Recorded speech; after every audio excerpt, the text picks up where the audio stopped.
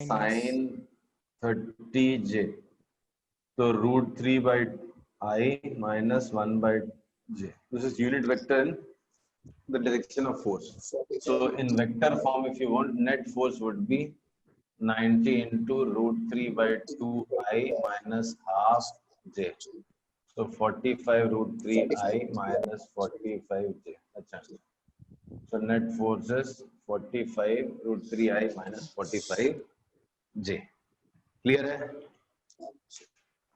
Yes sir. Let's see.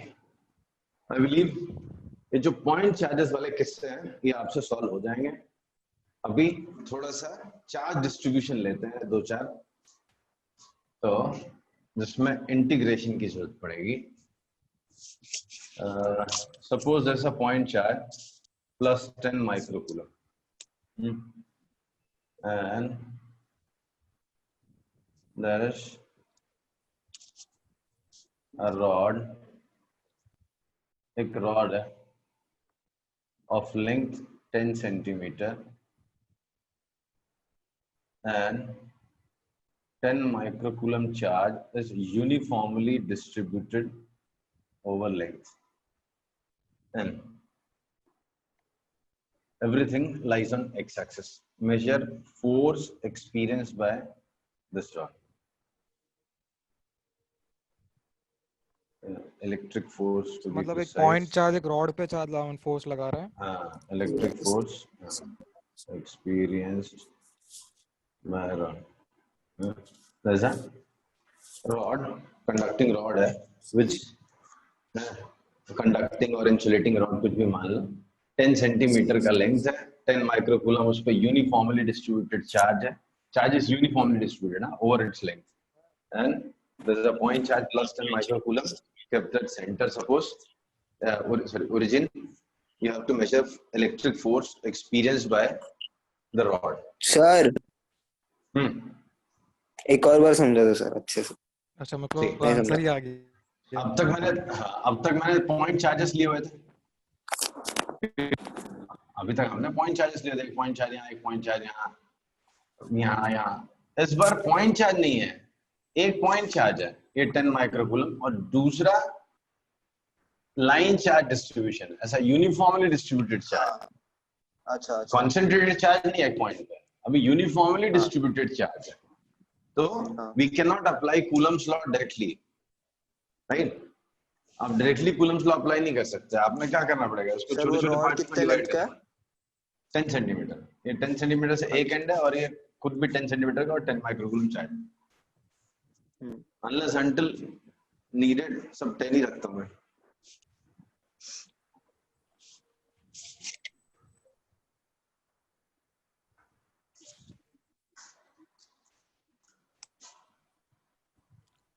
Sir एक मान लो हमने छोटी सी स्ट्रिप काटी वहां से dx लेंथ की, तो वहां पे जो चार्ज रहेगा क्या वो भी कम हो जाएगा क्या, फिर उतना ही रहेगा चार्ज? पूरा 10 कैसे हो जाएगा, उस पर चार्ज छोटा होगा ना, मतलब इनफिनिटेसिमली स्मॉल चार्ज रहेगा उस पर.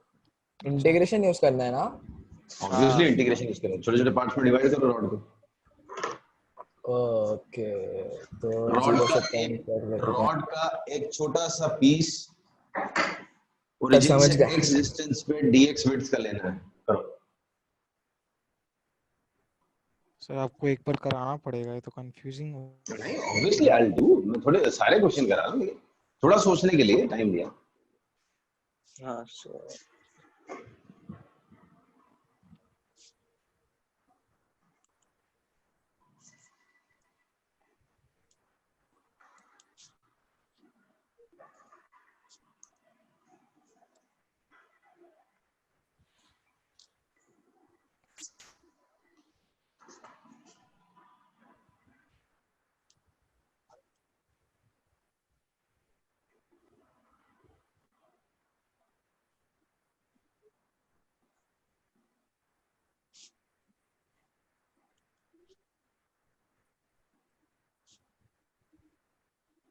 सर इंटीग्रेशन में जब वैल्यू डालते हैं लास्ट में इंटीग्रेट करने के बाद, तो उसमें माइनस करते हैं ना या प्लस करते हैं? अपर लिमिट डाल के माइनस लोअर लिमिट. ओके.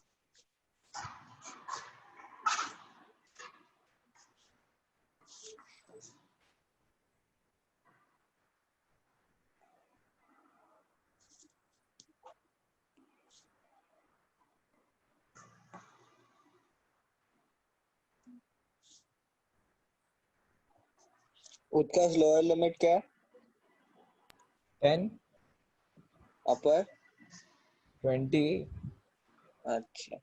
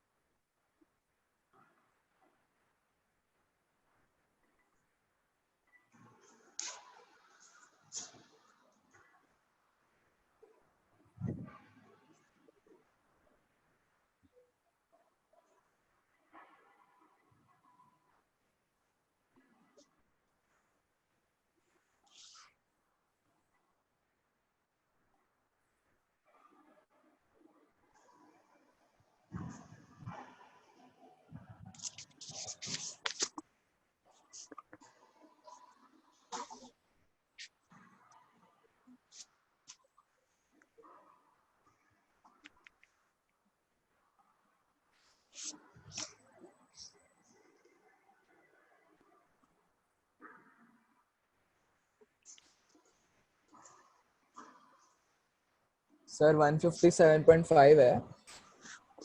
बिल्कुल आइडिया नहीं बेटा, हाउ लाई नो, तो करना पड़ेगा इंटीग्रेट। अच्छा मैंने गलत किया सर, बहुत ज्यादा. How many were able to see this, मतलब ये स्टेप समझ में आया? सी, हाँ. ये 10 माइक्रोकूलम है, ये यूनिफॉर्मली डिस्ट्रीब्यूटेड चार्ज, इसको छोटे छोटे पीसेस में डिवाइड किया, एक एलिमेंट उठाना है मुझे, तो इससे x डिस्टेंस पे dx लेंथ का एक एलिमेंट उठाया, डिफरेंशियल एलिमेंट, उस पर जो चार्ज है, डिफरेंशियल चार्जेस dq, इनफिनिटेसिमली स्मॉल। तो मुझे सिर्फ इसका इस पे फोर्स मेजर करना है, I need to measure the force acting on this differential element due to this charge. तो अभी ये भी पॉइंट चार्ज है, why? Because it is infinitesimally small in size, तो पॉइंट चार्ज के बीच में फोर्स तो कूलम्स लॉ से निकल जाएगा, तो कूलम्स लॉ अप्लाई किया तो force experience by this differential element is 9 into 10⁹ q1 q2। कितना डिस्टर्बेंस है, मैं म्यूट कर दूंगा सबको। सर तो q1 is 10⁻⁻5, q2 is dq upon distance square, distance is x square, right? now अभी जब भी वेक्टर को इंटीग्रल साइन में डालते हो आप, तभी आपको केयरफुल रहना रहता है। When you are integrating a vector quantity, what you have to check is whether forces acting on all the differential elements are in same direction or not, because integration vector addition खुद से नहीं कर पाएगा। मैं क्या बोलना चाह रहा हूँ, जैसे ये डिफरेंशियल एलिमेंट पे ये किधर फोर्स लगाएगा, इधर लगाएगा। Yes sir. अगर यहाँ पर डिफरेंशियल एलिमेंट होता तो भी उसको उधर ही लगता था, डिफरेंशियल एलिमेंट यहाँ है तो भी इधर ही लगता था। So force acting on all differential elements will be towards right. सारे differential elements पे force right side में लगेगा। तो मेरे लिए ये स्केलर और वेक्टर एक जैसा ही हो गया।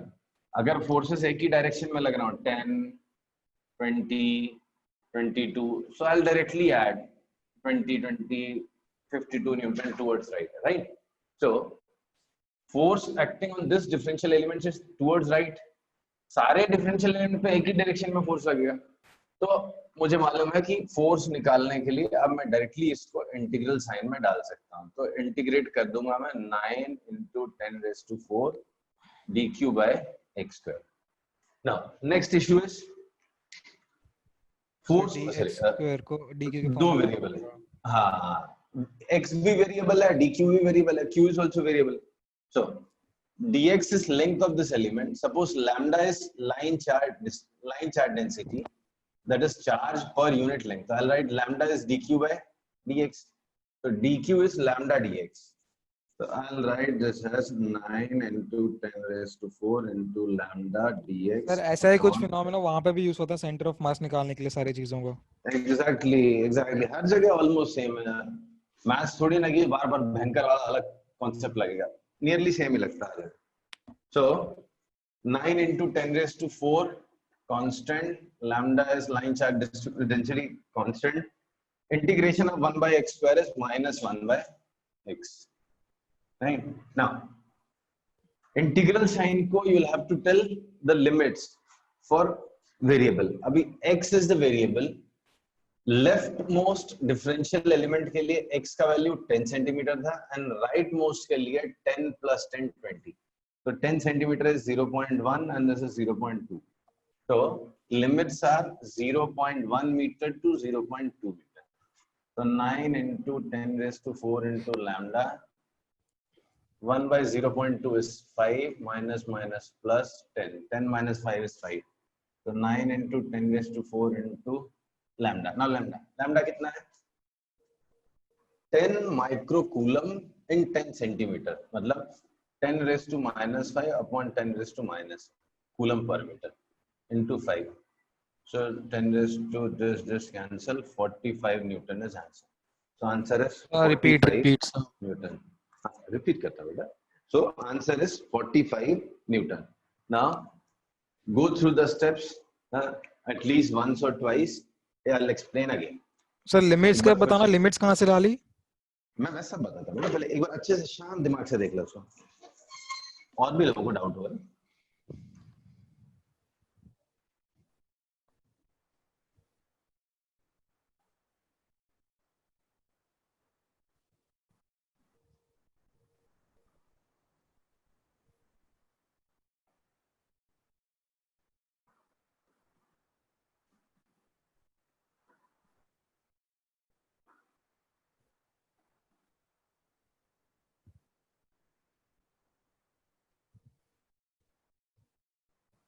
Okay, so I'll explain again.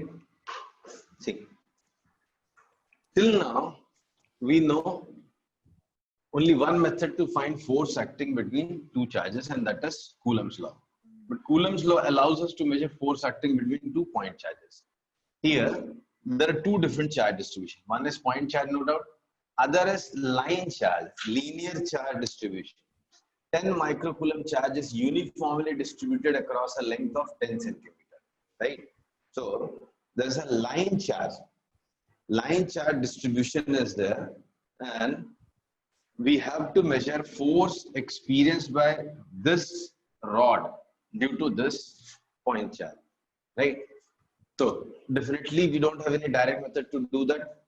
All I have to do is you have to convert this sum to point charge. So इसको point charge में कैसे convert करेंगे? I'll divide into large number of small elements across the length. बीच में जैसे जैसे examples मिलते जाएंगे I'll keep you explain. जैसे यहाँ पे मैंने कैसे डिवाइड किया उसको, लेंथ. लाइन चार्ज होता है तो कभी भी क्वेश्चन में लाइन चार्ज होगा तो divided into pieces across the length. तो अक्रॉस द लेंथ मैंने ऐसे पीसेस उसके बनाए. अब इन पीसेस में एक डिफरेंशियल एलिमेंट, आर्बिट्रेरी एलिमेंट मैंने चूज किया.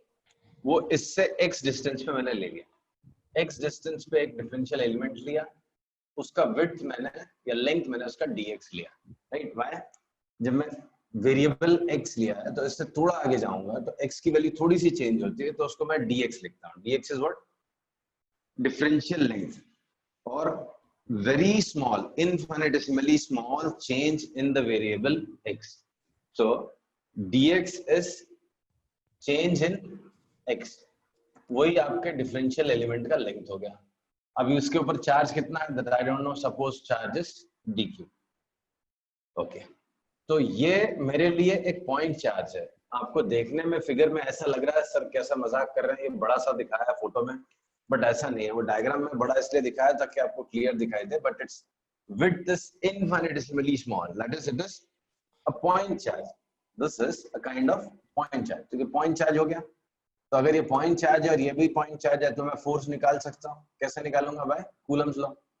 9 into 10 raised to q1. 10 into 10 raised to minus 6. That is 10 raised to minus 5. q2. That is dq upon this distance is x. The distance square x square. Right?